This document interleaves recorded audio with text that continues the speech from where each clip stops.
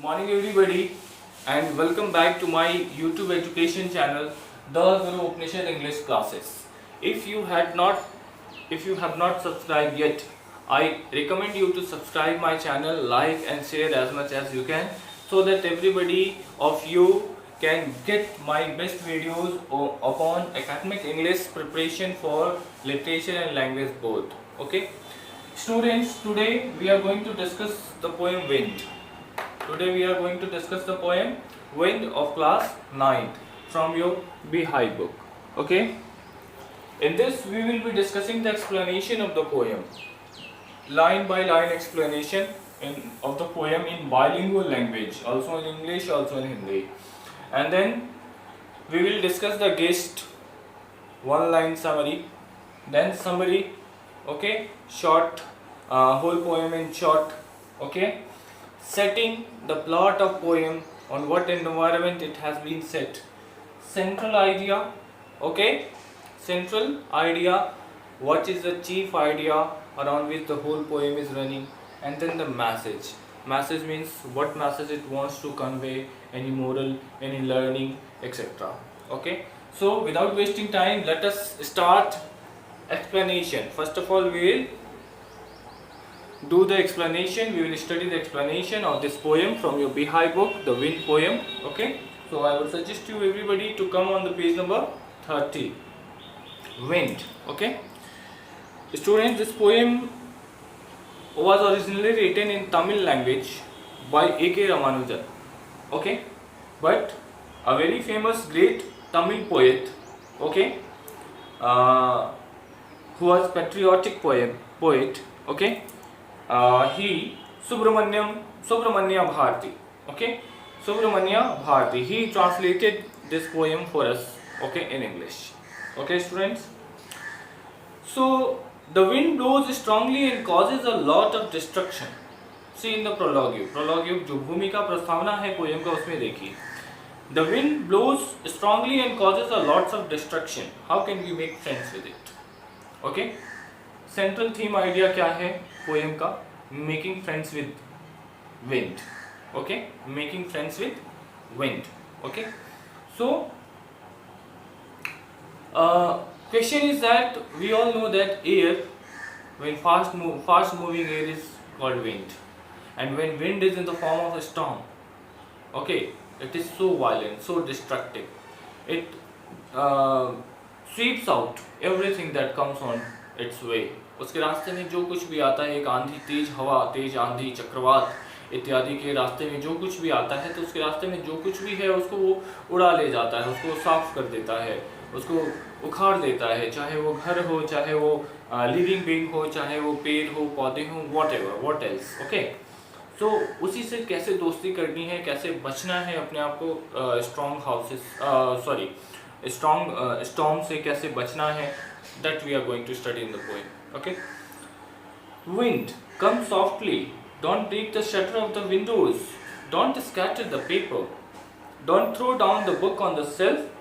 There, look what you did, you throw them all down, you turn the pages of the book, you brought rain again.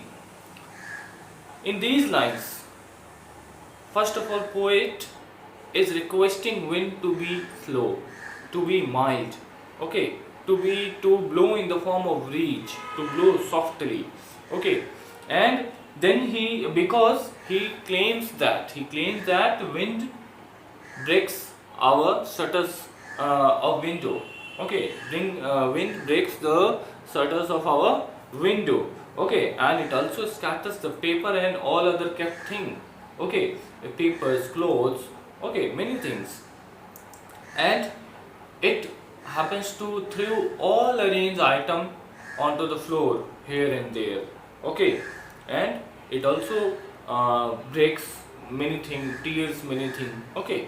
So students देखिए, पहले जो लाइनें हैं, 6 लाइनें हैं, इसमें पोएट रिक्वेस्ट करते हैं विंड से कि वो धीरे बहें, मंद गति से बहें, ठीक है, भीनी भीनी एक तो सॉफ्ट ब्रीज होता है ना, वैसे बहें, ठीक है.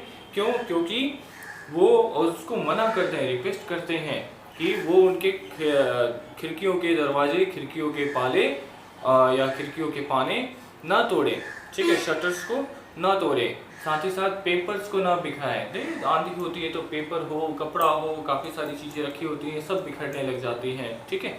एम्प्टी वेसल्स हों, सब कुछ बिखरने लग जाता है। और अच्छे अच्छे सजाई हुई चीज़ों को आप अपनी अलमारियों पे, अपने सेल्फ पे सजा के रखते हैं, बट आंधी आती है तो क्या होता है, वो सब एक एक करके सब ज़मीन पे गिर जाते हैं, यहाँ वहाँ बिखर जाते हैं। तो पोएट मना कर रहा है ये सब करने को, कि वो उसकी चीज़ों को ना बिखेरे, वो उसकी चीज़ों को ना फाड़े। और देखो शिकायत करता है, देखो तुमने क्या किया, सारे चीज़ों को आपने गिरा दिया नीचे, बिखेर दिया, देखो मेरा किताब फाड़ दिया आपने, ओके, और एक बार फिर से तुमने बारिश ला दी।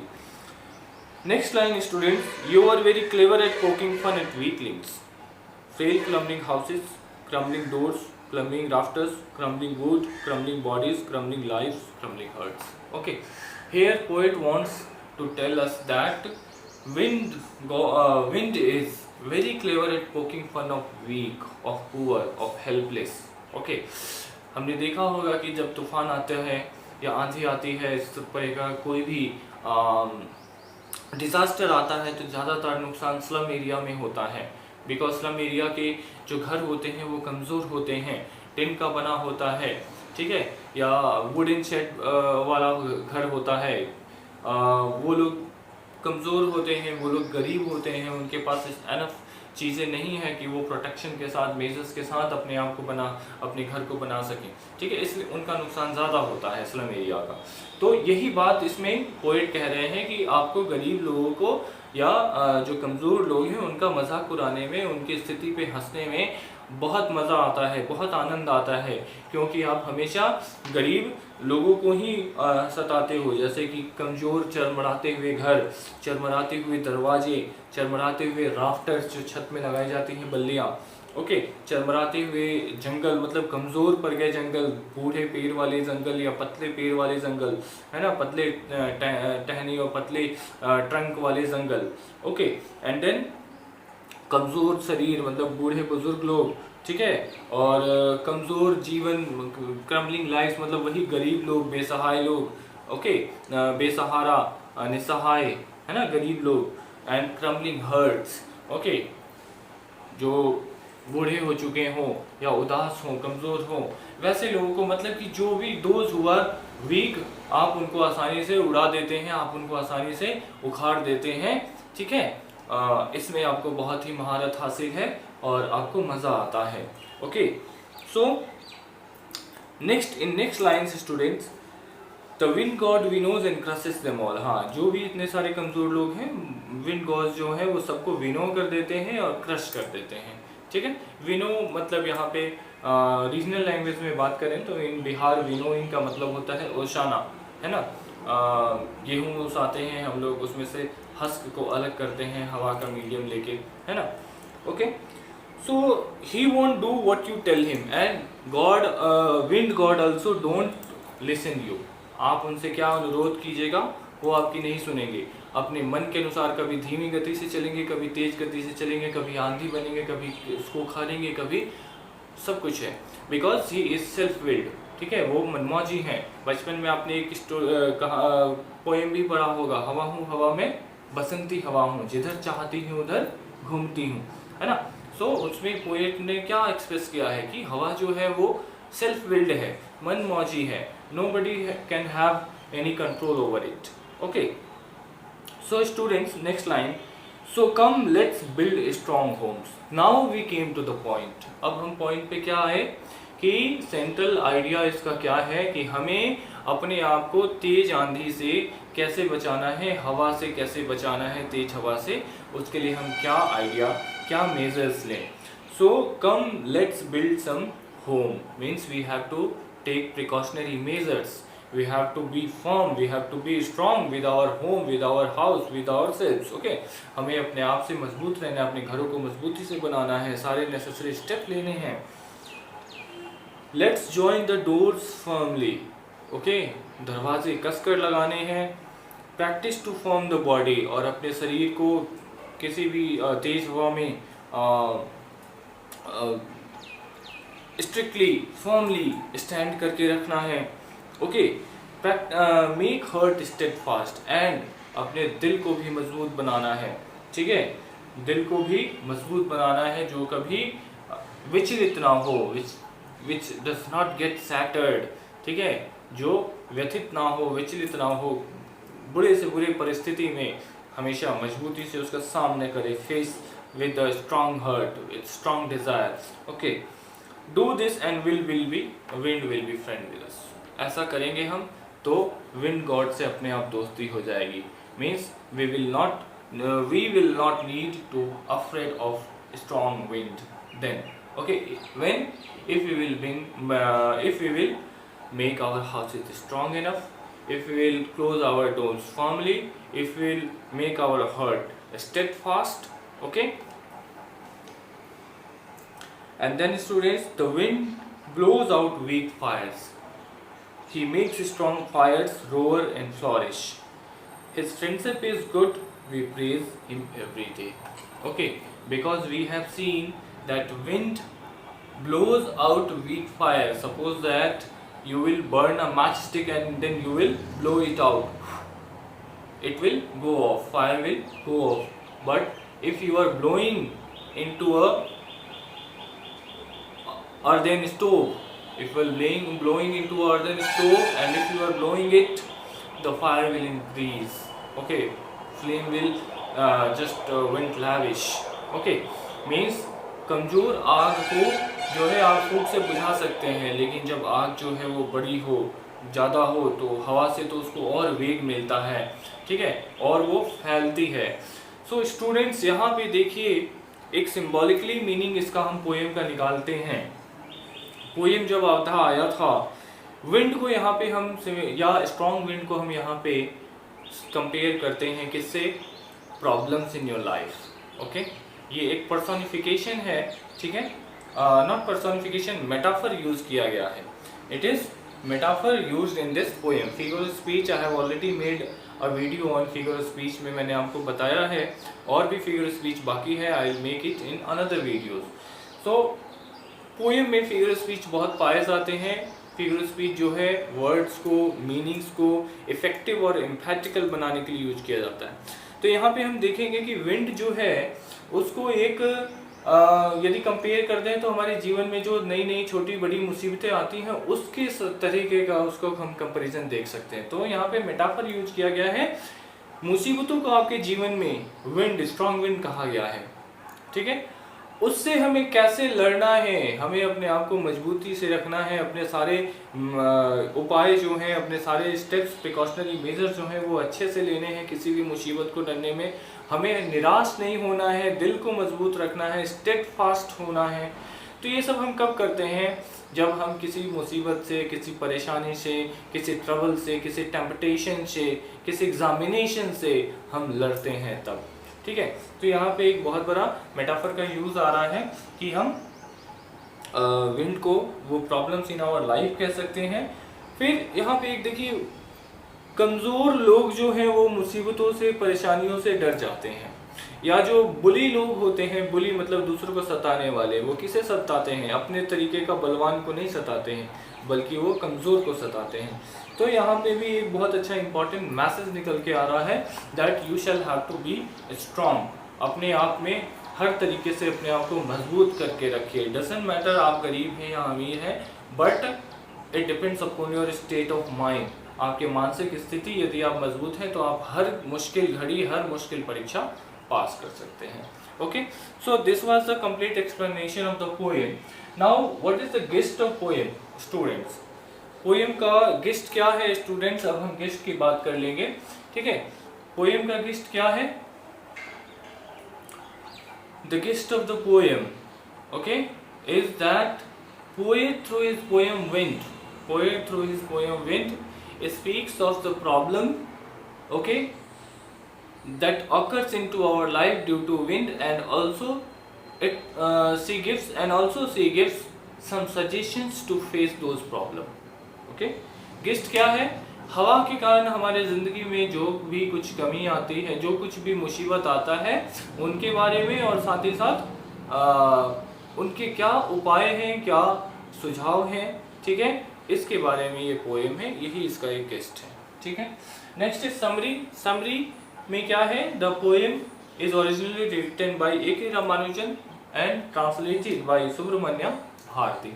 In his poem Subramanya Bharati, in his poem Wind, Subramanya Bharati in his poem Wind, okay, it speaks about the problem that are occurred by wind. Okay, that how our houses, our lives, our things, our arranged things, everything, okay, our arranged things are scattered by the wind, are scattered by the wind. Next, in his poem, he requests wind not to be like that, not to come like that, because it is totally devastating if wind blows strongly. Okay, but he also tells that wind would not listen us. So he suggests some measure to keep ourselves safe, to keep ourselves unshattered, and he suggests to make the houses strong. He suggests to close the door firmly. He suggests to hold our body firmly, and he suggests our heart to be steadfast, because fires only happen to blow out the air, and wind only happens to blow out the weak fire but not the strong ones. Okay, यही इसका summary है. ये कविता the wind कविता A.K. Ramanujan द्वारा originally लिखी गई है. इसको ट्रांसलेट किया है सुब्रमण्यम भारती जी ने. उन्होंने अपने कविता के माध्यम से हवा के बारे में बताया है कि वो किस प्रकार से हमारी जिंदगियां, हमारे घर, हमारी चीज़ें उड़ा देता है, फाड़ देता है, तोड़ देता है. फिर वो उनसे अपने कविता में उसके बाद रिक्वेस्ट करते हैं कि वो धीरे बहें, मंद गति से बहें. बट अगले ही लाइनों में वो बताते हैं कि हवा किसी की नहीं सुनता है. इसलिए वो बेहतर सुझाव देते हैं कि लोग अपने आप अपने घरों को मजबूत करें, दरवाजे सही से बंद करें, अपने शरीर को अच्छे से स्ट्रेट करने की, होल्ड करने की कोशिश करें, अपने दिल को मजबूत बनाएं उन मुसीबतों से लड़ने के लिए. क्योंकि हवा जो है वो कमज़ोर आग को बुझाता है, बल्कि बड़े और विशाल और फैले हुए आग को और फैलाता है, नरिश करता है. ठीक है. So this was the summary students. Now setting की हम बात कर लें. Okay, this is done. Now this point setting of the poem. Setting बच्चे क्या होता है पोएम का, कि पोएम को किस प्लॉट में, किस इन्वायरमेंट में, उसके आसपास का इन्वायरमेंट क्या है, सराउंडिंग क्या है, क्या चीज़ की कल्पना करके कवि ने वो पोएम को रचा है. ओके, तो देखते हैं इसमें सेटिंग. पोएम पढ़ने के बाद हमें ये पता चला कि सेटिंग के अनुसार पोएम में क्या होना चाहिए, क्या होना चाहिए कि पोएम जो है वो एक घर के सीन के आसपास बनाया गया है. Setting of the poem is just a house, old crumbling house, okay, with big Windows, a house with big windows or open doors in which wind is moving in strongly and scattering all the things. ठीक है. एक ऐसे घर का कल्पना करके setting जो है poem का, वो एक घर है जिसकी बड़ी बड़ी खिड़कियां होंगी, दरवाजे होंगे, जिसमें हवा तेजी से घुस रही है और सारी चीज़ों को स्कैटर कर रही है. Okay. Now central idea of this poem is just to make oneself strong, to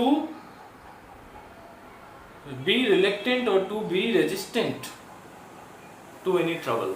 ठीक है, to any trouble in life. जीवन में किसी भी मुसीबत को कड़ा विरोध देने के लिए, ठीक है, कड़ी टक्कर देने के लिए हमें अपने आप को मजबूत बना के रखना है, स्टेडफास्ट बना के रखना है. We have to be strong enough to fight any of the trouble in our life. ये इस पूरे पोएम का सेंट्रल थीम होना चाहिए. ठीक है.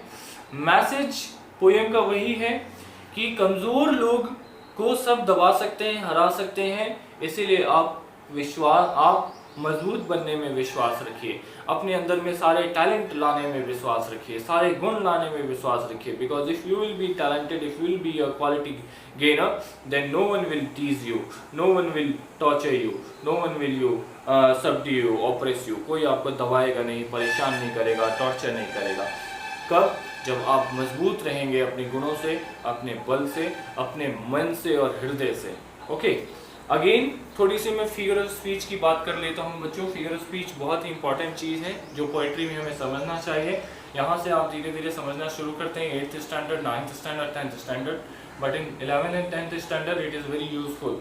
ओके, बहुत काम पड़ता है वहाँ पे. सो विंड को मैंने बताया मेटाफर के तौर पे.